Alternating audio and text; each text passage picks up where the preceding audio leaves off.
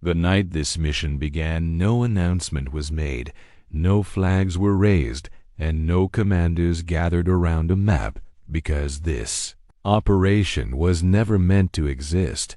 It started in silence deep inside a room that officially did not exist, within a building that did not appear on any public record, where men signed papers agreeing to forget what they were about to learn.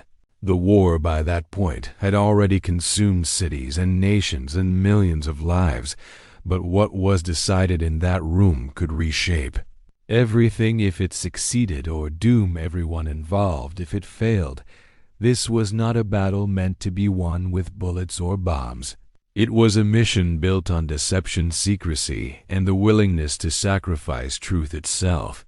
Only a handful of people knew the real objective, and even fewer would survive long enough to remember it. The men selected were not heroes in the traditional sense. They were specialists, linguists, actors, engineers, cartographers, and intelligence officers, chosen not for strength, but for imagination. They were told that if captured, no one would come for them, and their own governments would deny they had ever existed. No written orders were issued. Everything was memorized, burned into the mind, and repeated until every detail could be recalled without hesitation. Maps were studied and then destroyed. Names were memorized and then forgotten. Code words were used and then abandoned.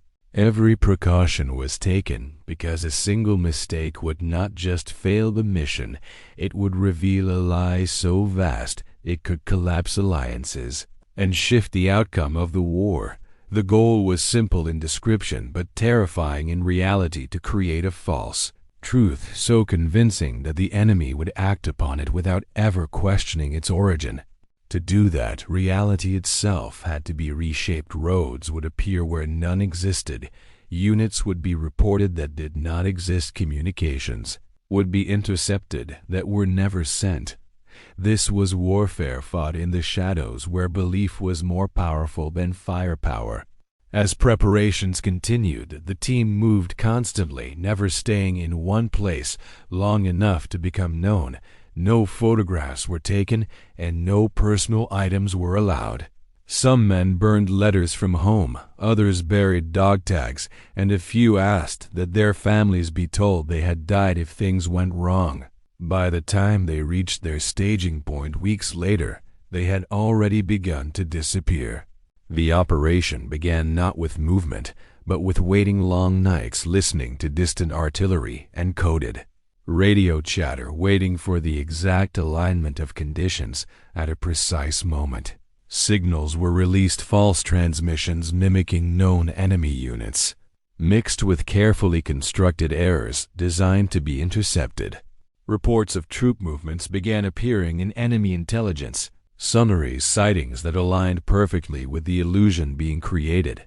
Meanwhile, physical evidence was planted: fake tire tracks, footprints, supply crates, and even abandoned equipment were placed where reconnaissance aircraft would find them.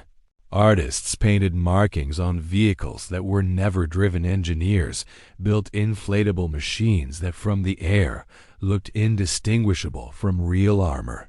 Every detail mattered: the angle of shadows, the spacing of formations, the timing of radio silence. The enemy began to respond slowly at first, then with growing confidence. Troops were repositioned, defenses reinforced, and real units were pulled away from where the true attack would eventually come. None of this appeared in newspapers, no official records mention it, and no soldiers were ever decorated for it, because officially none of it happened. As the enemy shifted their forces, the real offensive moved forward, encountering weakened defenses and confusion. Battles were won faster than expected with fewer losses, and commanders praised the bravery of the troops, never realizing the ground had been softened by a ghost. The men behind the illusion watched from the shadows, knowing they could never speak of their role. Then came the most dangerous phase, when the lie had to be maintained even as the truth unfolded. If the deception was exposed too early, it would not only fail, it could lead the enemy directly to the real operation, so the illusion continued even after. Its purpose had been fulfilled. Transmissions persisted, sightings continued, and false units appeared to prepare for battles that would never occur. This kept enemy commanders guessing long after the real front had moved elsewhere. Eventually, silence was ordered, and one by one, the pieces of the illusion were dismantled. Vehicles deflated, equipment destroyed, radios smashed and buried. The men were quietly reassigned, some sent to distant fronts, others dismissed without explanation. No debriefings were held, no official thank you was ever given. The entire operation was sealed, classified beyond top secret, its very existence considered too dangerous to acknowledge. Years passed, and the war ended. Cities celebrated and monuments were built, but this mission was not among the stories told. Some participants returned to ordinary lives, carrying a truth they could never share. Others disappeared into other intelligence roles, and a few never came back at all. When historians later searched the archives, they found gaps, inconsistencies, unexplained movements, and sudden enemy decisions that made little sense. Documents that should have existed were missing, references ended abruptly, and code names appeared once and never again. For decades, these anomalies were explained away as errors or coincidences.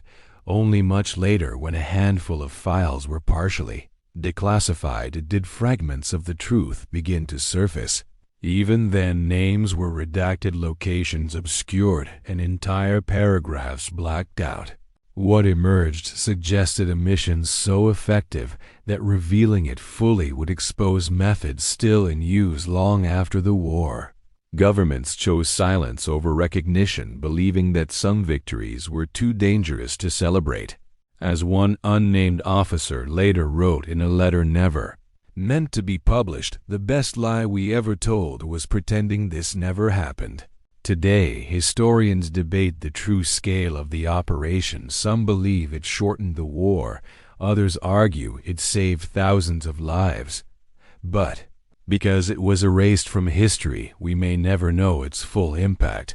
The men who carried it out faded into anonymity, their work buried beneath official narratives and simpler stories. Yet somewhere in the quiet decisions of the past, this invisible mission shaped the outcome of a very real war, and that is why it remains one of the most secret operations of the Second World War, not because it failed, but because it succeeded too well.